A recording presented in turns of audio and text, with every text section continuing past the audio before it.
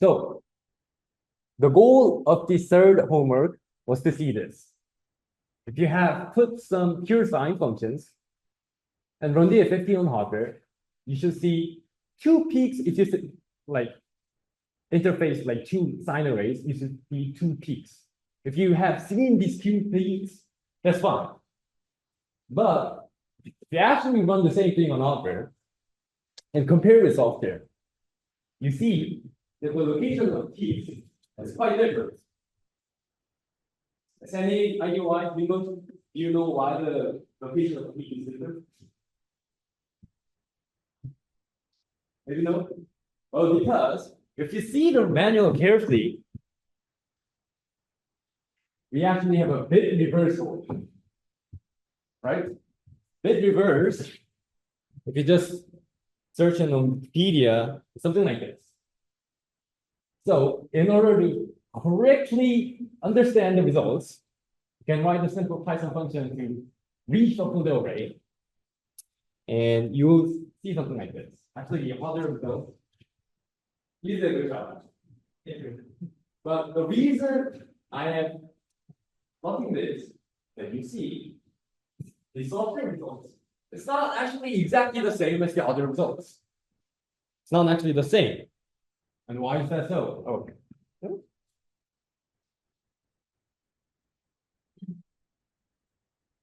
Well, anyway, why is the result not exactly the same? Any ideas?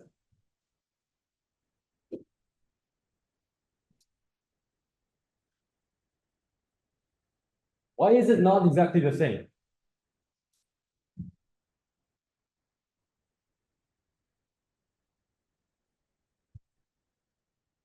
Guys, you guys did your homework yourselves? Why is it not exactly the same? Well, the reason is that we are actually using fixed points. And fixed point, the right side figure is actually from the official documentation. And it actually has less precision compared to the floating point. And why do we do that? Well, actually, I believe Professor just mentioned about ADP, area delay product. Floating point is more complex than fixed point, meaning that you will waste more of your resources. If it's an actual chip, you have more chip area. So if you compare with fixed point version with the floating point version, you can actually test it by yourself if you change the configuration of Vivado. You actually have the same performance, but the area for the fixed point, sorry about that, floating point is higher than the fixed point. That's why in terms of ADP, it is always better to use a reduced arithmetic or any sort of like sacrificing numerical accuracy so that you can gain advantage in terms of ADP. And the reason we gave you this assignment is that when you talk about DNNs, we will actually do that in like 1 month. You will know that it is always better to sacrifice accuracy to make a better design. And this is a very common practice in other accelerated design. Right? I just wanted students to understand that. And today, we'll learn about Vivado HLS. We will actually have a tutorial about creating an IP by ourselves. Last time, we used the official Vivado IP, FFT IP, given by Vivado, but this time we will create an IP by ourselves. And one more important thing is that Professor just talked about HLS interfaces, and today we'll talk about automatically synthesizing interfaces by HLS. So, I guess some of the students have taught, WD students, I know you took this a lot, but I guess CSD students have no prior knowledge about HCL. So let's just ask ChatGPT to write a very simple Verilog code to add 2 numbers, okay? Write a Verilog code that adds 2 int 32 values. Ah, great.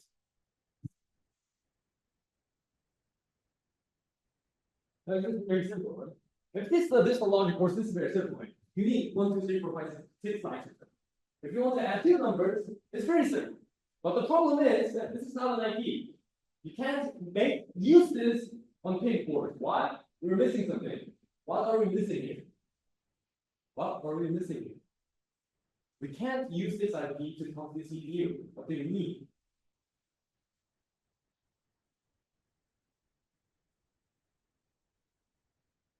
What do we need?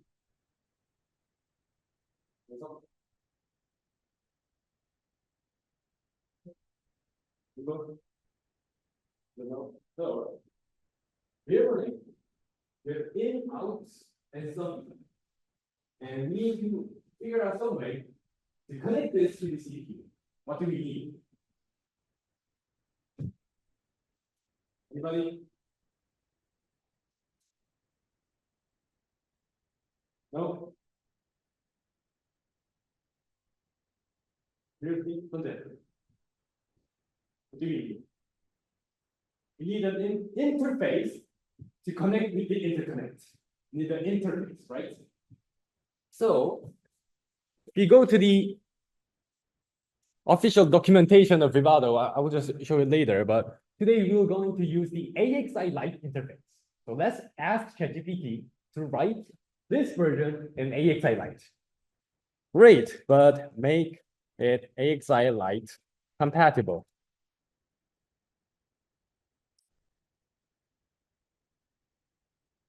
Blah, blah, blah.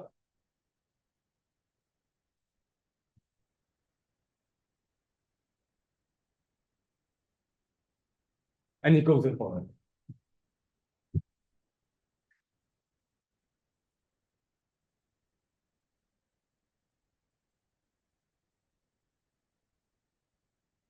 So my point is that if you want to add two numbers, you need to write all of this. And it's really time consuming and tedious. And we don't want to do that. Instead, we will use the HLS Programma HLS interface to automatically synthesize this. Okay? Oh, that's quite long. And by the way, how many of students use ChatGPT in their assignments? We will allow to use ChatGPT. And actually, using LLM for other design is a very serious research topic.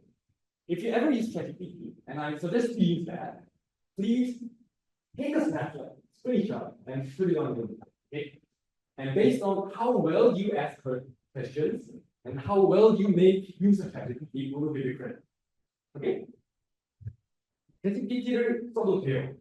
근데 질문이랑 답변을 스크린샷 찍고 얼마나 잘 썼는지에 따라서 점수를 드릴 수 있습니다. 알겠죠? Great! Let's go on into this.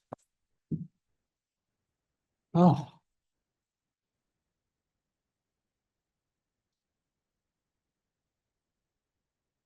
Instead of Vivado, we'll today going to be using Vivado HLS.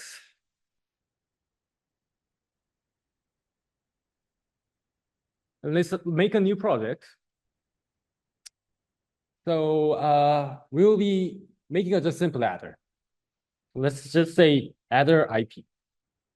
And put it on some like random location where you want. Okay, and if you just press enter, you will see this screen, and it kind of requires to write down the top function. So in C++, you have one function that you always need. What's that?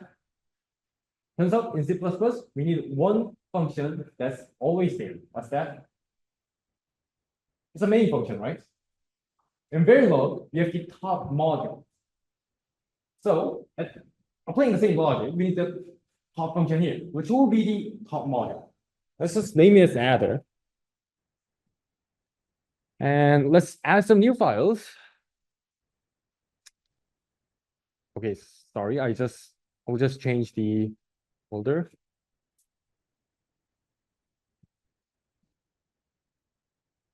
Adder IP. And let's create some new files. First is adder IP.cpp. The second will be the adder IP.h. Makes sense, right?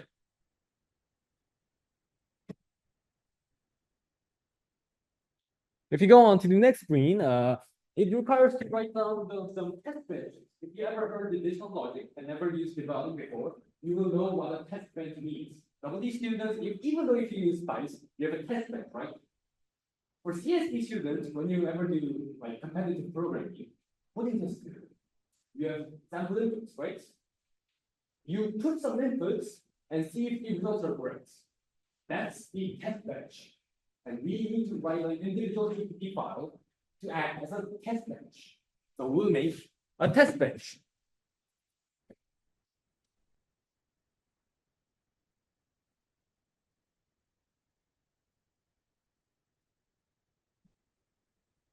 Are we done?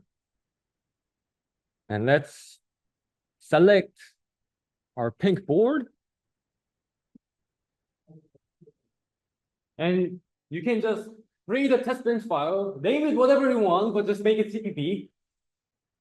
And in the next screen, we'll be choose the pink Lab2 board. Are we done? I think we're done.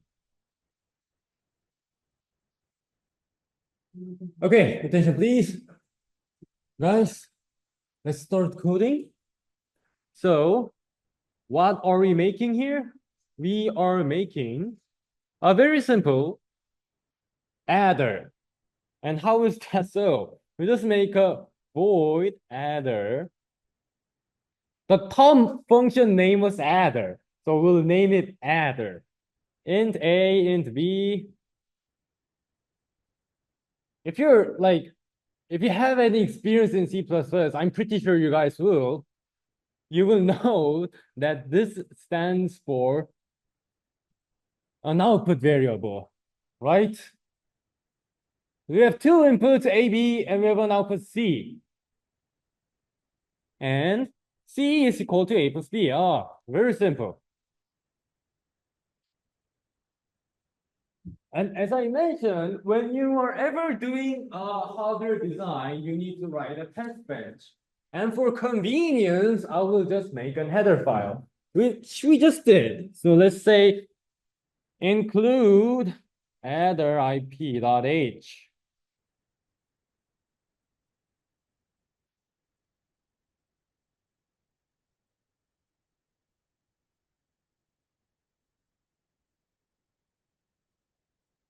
And in the adder IP.h, let's just define this thing. Oops.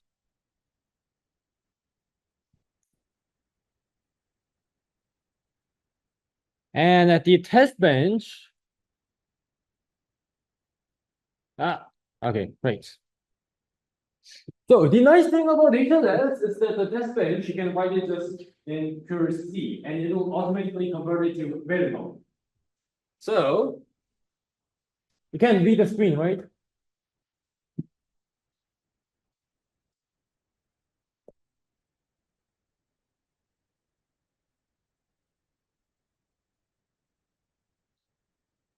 And let's say int main. What do we need here? Well, we need, wait a second, int test A equal, I don't know, 10, int test B equal, I don't know, 20, 30, int test C. And we will use adder test A, test B, test C, and printf.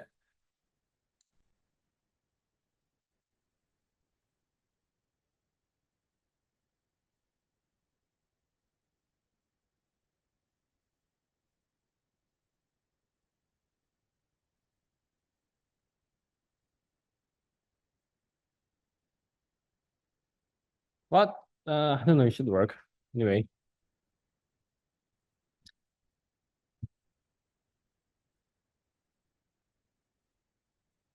So the design flow of HLS is that you write some C or CPP code and you verify whether it's working or not. We just call this a functional simulation.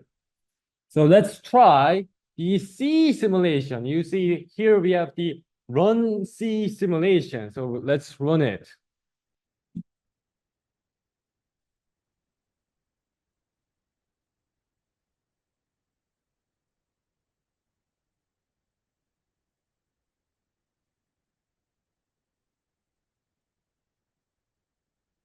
And you can see the simulation results. We have result is 40. What is 10 plus 30? 40. Okay, our design is working. Right? Our design is working.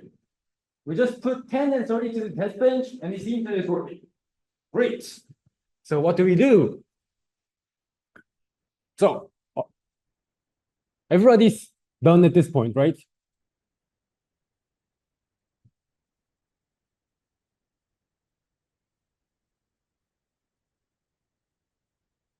If you have the simulation and see if that is working correctly, we have this blue play button, which kind of attracts us to press it, right? And what does it say? What's the name of that button? It says C synthesis. It's not compilation, it's synthesis. Because synthesis meaning that it will transform the C code into Verilog or VHDL or whatever.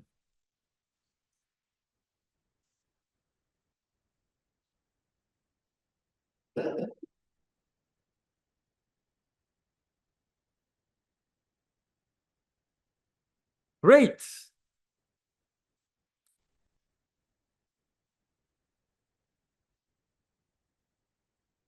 If are we done here? Think so. If you see, yeah.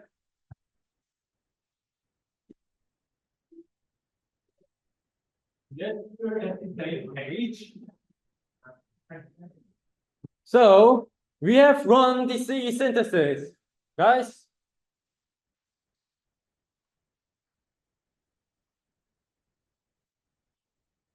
People, we're on the same page, and I want to go home early. Seriously.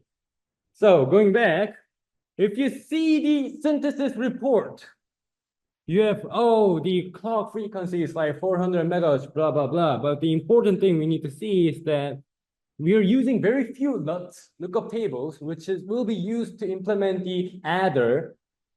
And if you see, there are ports. These are the wires of the Verilog module.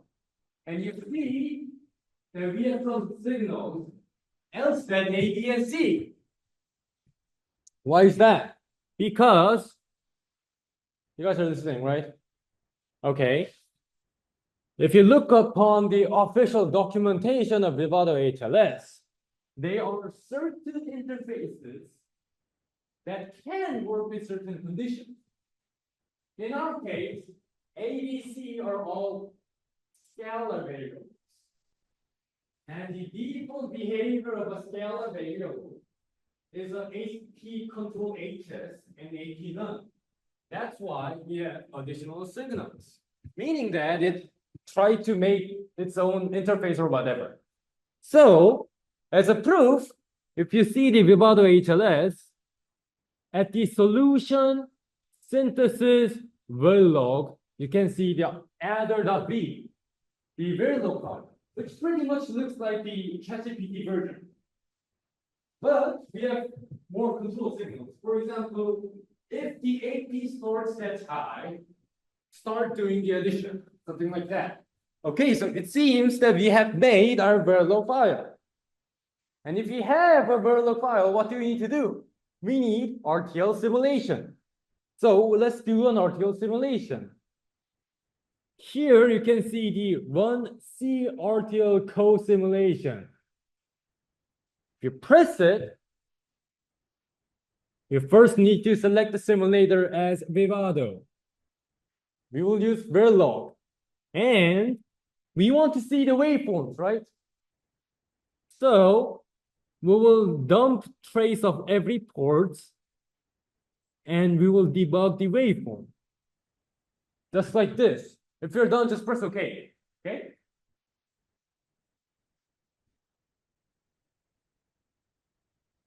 I guess everybody who has a working version of Vivado is here.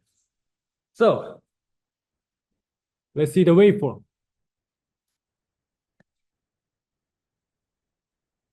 So we have A, B, and C, right?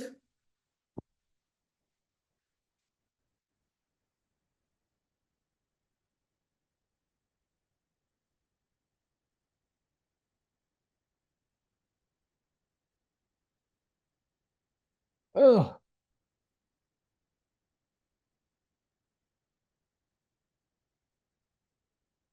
why is it not working? I have no idea.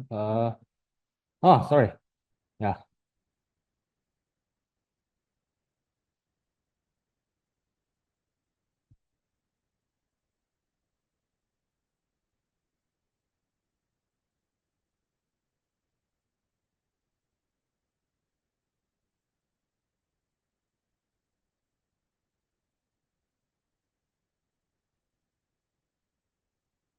So let's try to understand this.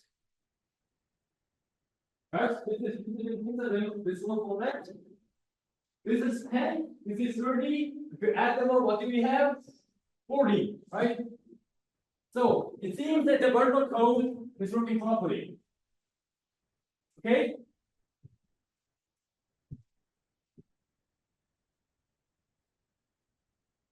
Okay, so if you see the waveform is correct, then you're actually done. But not done today because just remember this.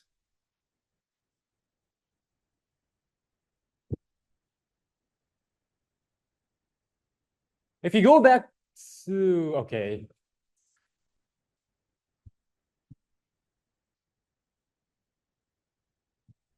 Okay, so this is important. I think professor discussed about HLS, pipelining, whatever, right? So in order to see that your HLS program is correctly working, you can actually go to the analysis tab right here. And here you can see the schedule viewer, meaning that the Vivado HLS automatically scheduled the code to work like this. There's the plus operator, which is actually doing the computation. And you see there are some arrows, meaning that, oh, if I want to add A and B, I have two dependencies, A and B. We have it here. So after, yeah.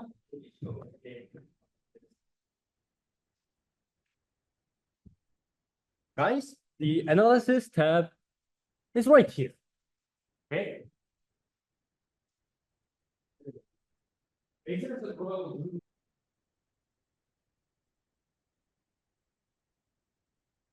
Okay, but at the beginning of the lab session, I told you that the goal of today is to use the HLS interface synthesis, right? So we are going to do that. Let's go back to the synthesis tab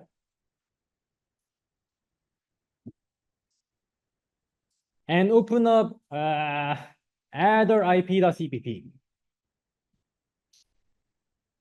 And we need to put some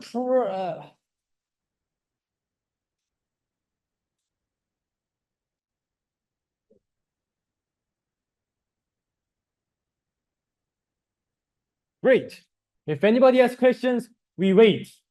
So going back, you're at pragmas. HLS interface. And what kind of interface do we want? Well, you see that the Scala input supports AXI Lite. So let's use AXI Lite. S underbar AXI Lite.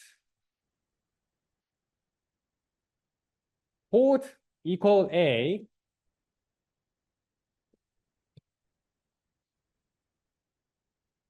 Should be B and C, right?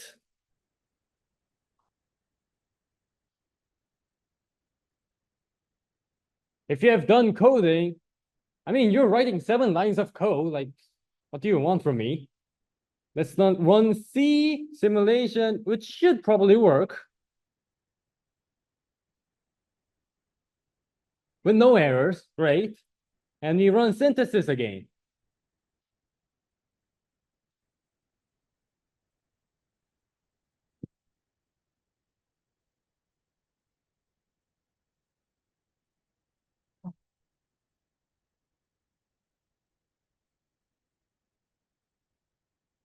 if you actually see the resource usage, we are actually using more usage than before. Why? Because we have extra registers, buffer, and so on, because you're using AXI Lite.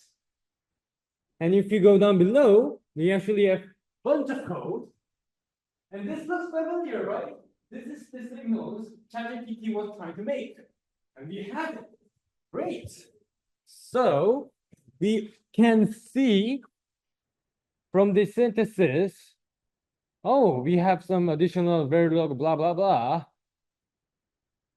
And if you actually compare it to the ChatGPT version, it will be mostly the same. And it seems that it's working. Are we following on the same page? If you have reached this point, you can run C code simulation, which will, let's do it. Vivado Verilog, it will dump all traces and enable wave debug, and let's press OK.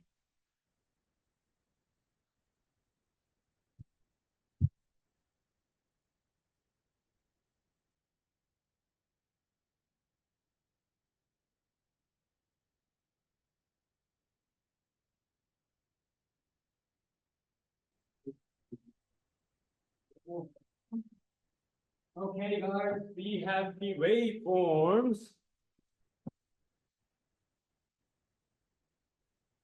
And you see the signals actually changed. You go to the design top signals. Instead of see input and outputs, we see a bunch of AXI related signals like this. So you can just open up these signals and I goddamn hate Vivado.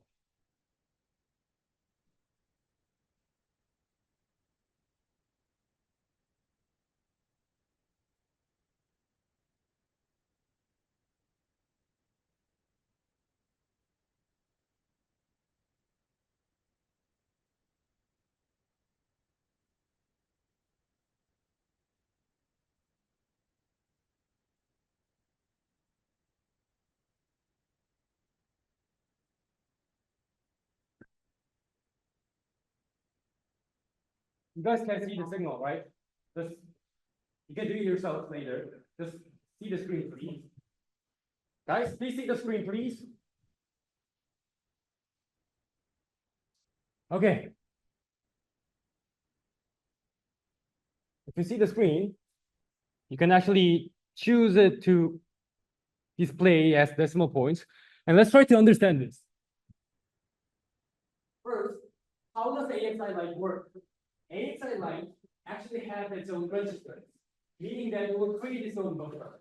So once it gets some data from the CPU, it will let the IP know that I'm ready, and then it will actually start processing.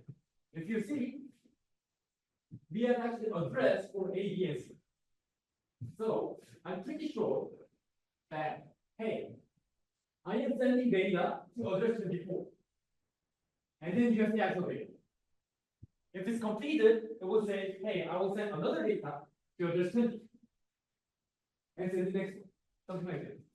So you see that we have all sorts of timing signals related to address, ready, valid, done, or whatever, and it's automatically created by HLS. Okay? If you manage all to do this by yourself, and then you can connect it to the CPU. This is what we call interface synthesis. Okay? Do you understand? Great. I think everybody understand. So it seems that we're pretty much working.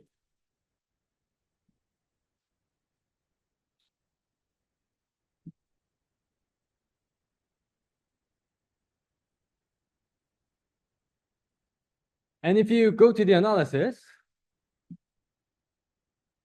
we see the diagram is slightly changed. Why? Because instead of just reading as wires, since we have buffers, we have extra latency. And that's why the FPGA frequency changed from 400 megahertz to 290 megahertz. Okay, you don't understand this, we can understand it like next time or so. Okay. So anyway, I think we have built our design, which is working. And we have noticed that A, B, and C has its own registers. And the registers has its own address. And how do we know that? Well, if you go to the synthesis, and if you go to the implementation for, I forgot where was it, but it should be what? Oh, sorry, we didn't make the IP yet. We have actually one problem with this design is that Vivado by default makes a return port. And in our, we made this function void, but it automatically adds a return. And we don't want that. So I'll just disable the return port. And the name is AP control none.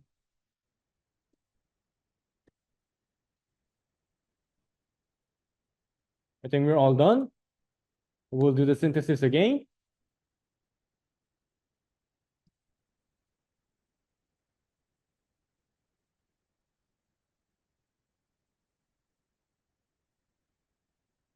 If you have finished this, you will look, you can see this export SIP, export RTL. If you press this, we can finally make our design as an IP.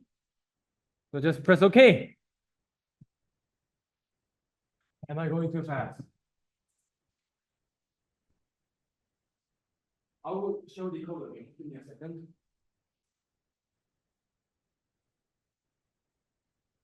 I just added this line and run this C synthesis.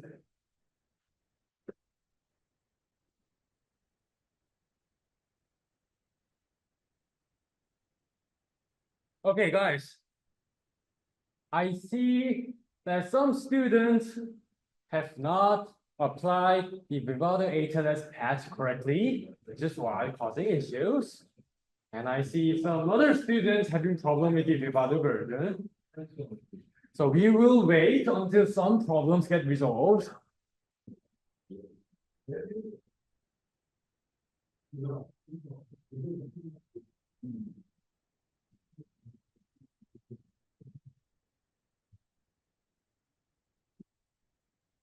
Okay, I figured out.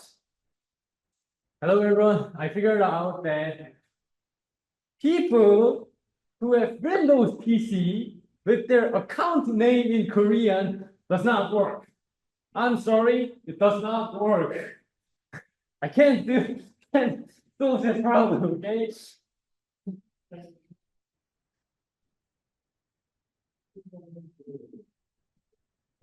So I guess we just have to proceed.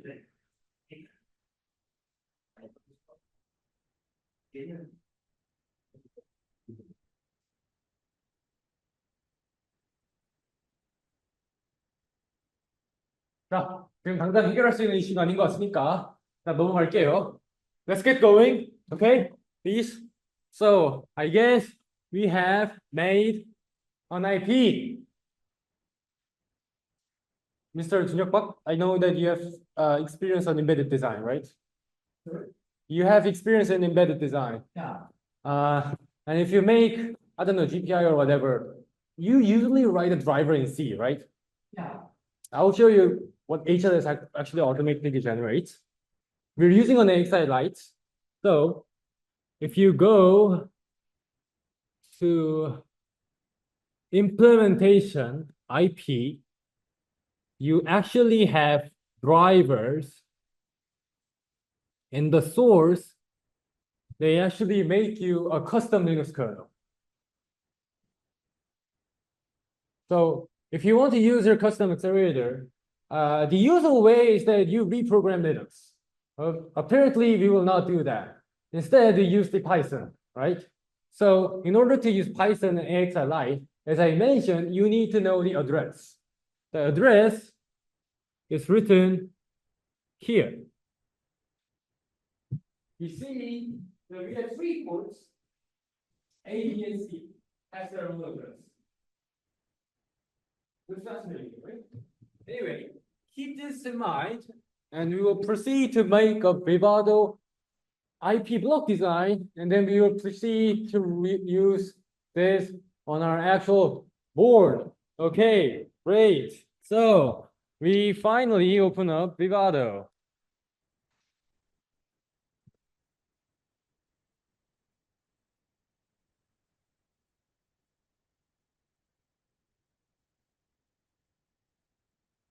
You create a project. I don't know. Let's make it somewhere around here. Blah blah blah.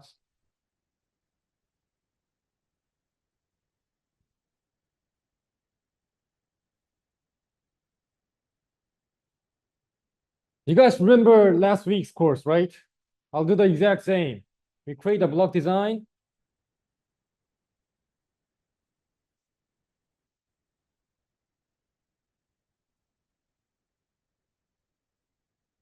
And here, this is the point where you need to know, like, if you go to the property tools settings, can anybody just open up Vivado and follow what I'm doing? No? Pencil? You see this screen? Okay, okay. Okay. If you go to the IP tab, you see the repository.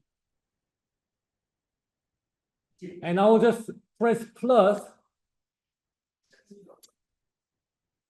And at the point, you can just press your Vivado HLS project folder, and you just press select. It will say, oh, I have added a custom IP called adder. Nice. It says press OK. OK. And then you guys on the same page, right?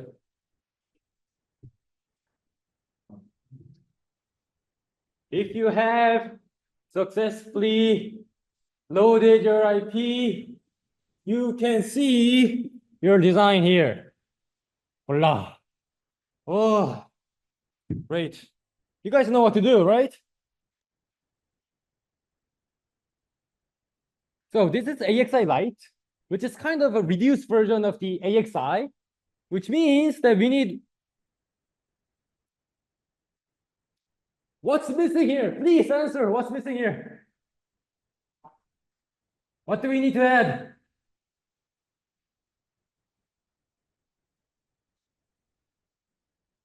What do we need to add?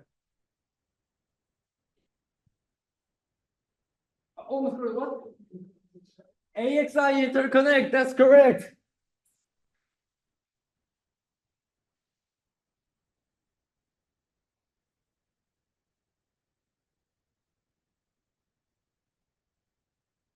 We added an AXI interconnect.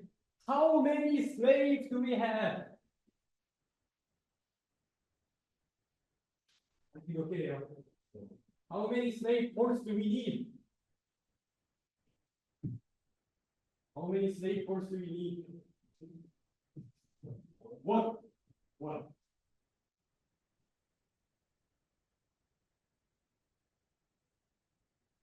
We make one slave, one master.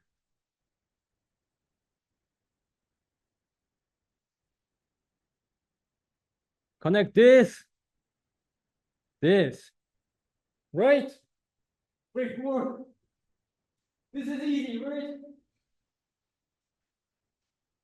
Okay. And we proceed to generate a string.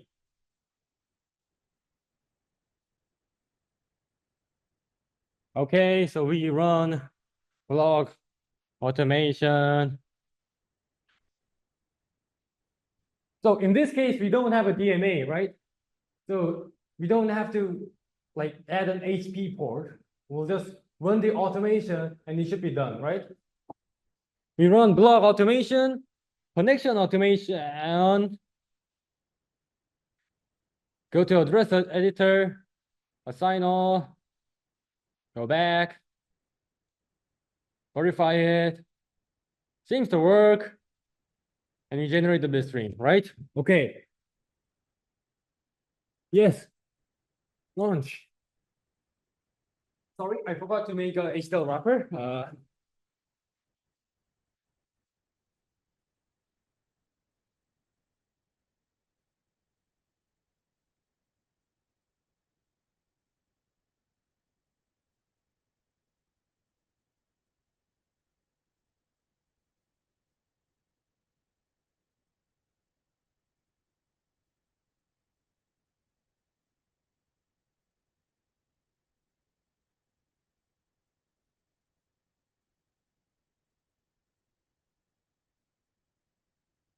Okay, you're done. Great. Great. Okay.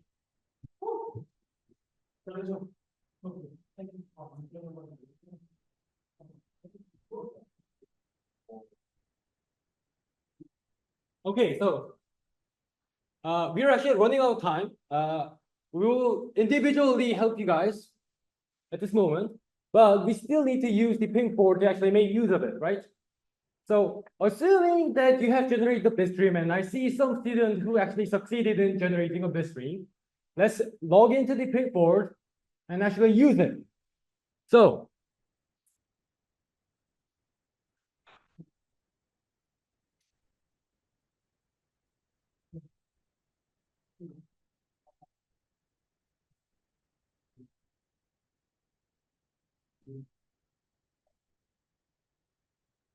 oh, okay, guys, can you just like just give me 10 minutes, please? Let's see.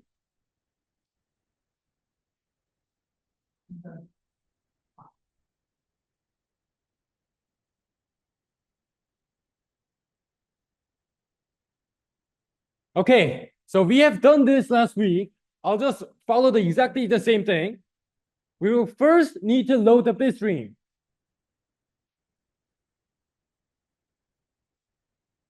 And then what should we do? We need to make an overlay class. I just name it adder overlay, which is something like this. And remember, last time we had 3 DMAs. Instead, this time we need to see one AXI light port. Oh, I loaded the wrong thing, sorry. What? Actually, wrong point. Yeah.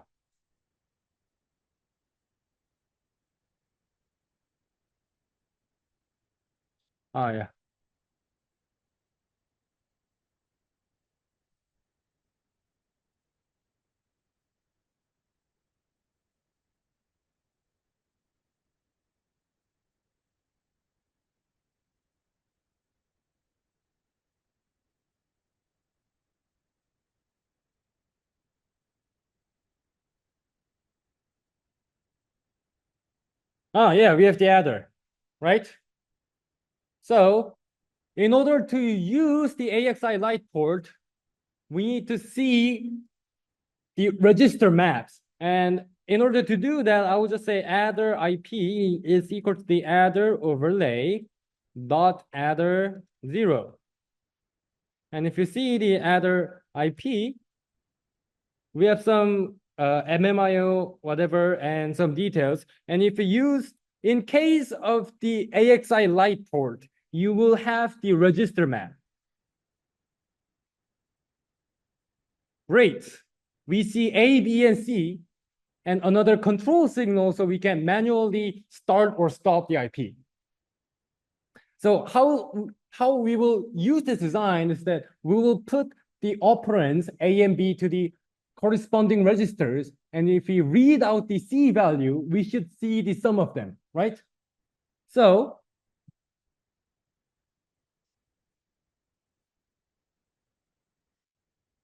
the adder IP.write, we need to specify 2 things. First is the register address, and second is the actual value.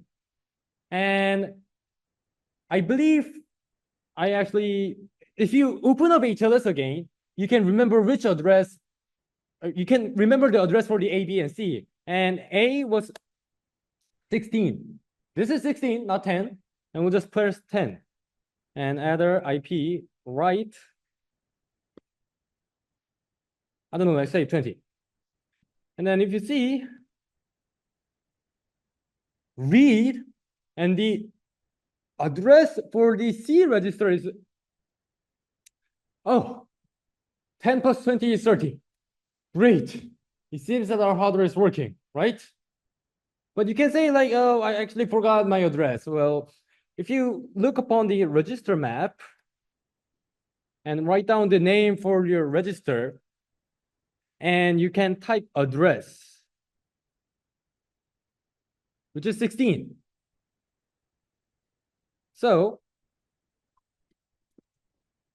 you can change the code to act something like,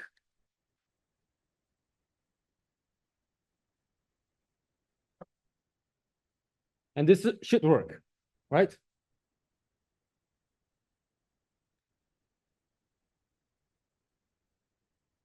And for convenience, so we're doing this because later on we want to just make this into a fancy DNN accelerator. So we want some fancy neat code, which we usually call it a driver. Like, let's say if you install the NVIDIA graphics card, you install NVIDIA drivers. We will make the same. So we will add a special method called HWAdd into our custom overlay. How can you do that? We can just make a new class which inherits the overlay class. I guess overlay, okay. Everybody is familiar with Python, right? So we'll add a new method.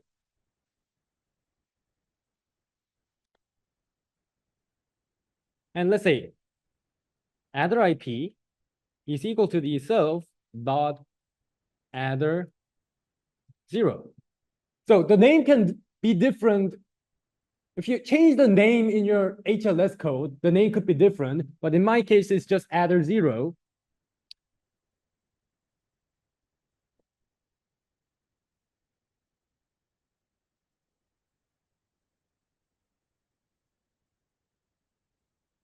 And we'll just copy paste the same code here.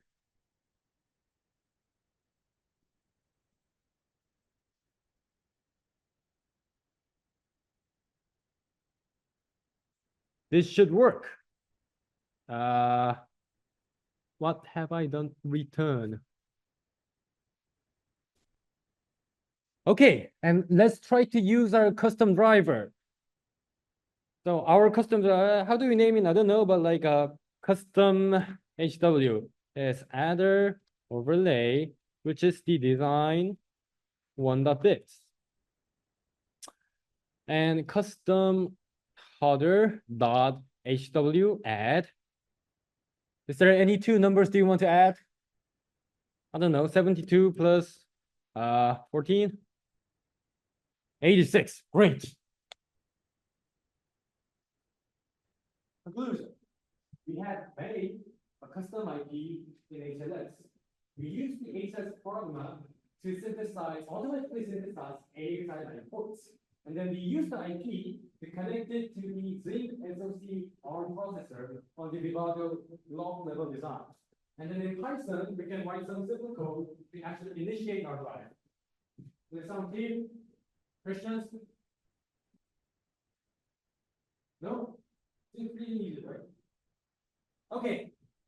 Since we don't have much time, I will quickly announce the assignment today. So today we have built an IP that simply adds two values.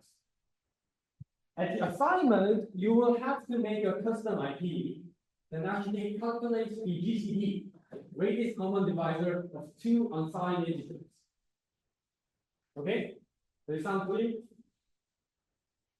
And just like it last week, you will have to submit the board file, the history, and the Vivado project file, and also the etc. And if you create a GCD IP by yourself, in this case, the runtime of this IP does not depend on the inputs. What I mean is that no matter which input you put in, the runtime of the hardware will be the same. Is that so for the DCD case?